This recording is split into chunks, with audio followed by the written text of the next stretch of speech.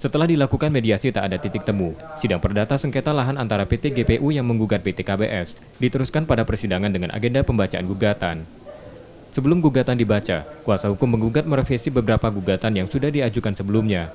Dalam gugatannya, penggugat menuntut tergugat mengganti rugi lahan milik penggugat yang diduga diserobot tergugat. Persidangan hari ini, Ya, memang hari ini kita ada perubahan gugatan. Ya, selanjutnya kita serahkan sesuai dengan jadwal yang sudah ditetapkan. Ya, tentunya kita akan mengikuti proses ini sesuai dengan jadwal yang ditetapkan dan persidangan secara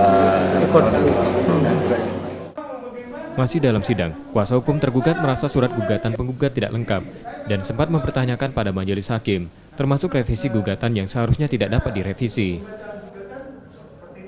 Kalau perbaikan gugatan dalam hukum acara sepanjang belum ada jawaban, jadi masih bisa perbaikan gugatan.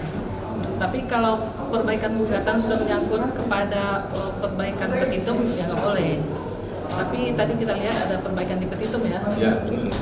Terus sudah tidak sesuai dengan hukum acara, sudah melanggar hukum acara. Setelah pembacaan gugatan, sidang ditunda dan akan dilanjutkan pekan depan beragenda jawaban tergugat. Yudi Kiswanto, Kompas TV, Palembang.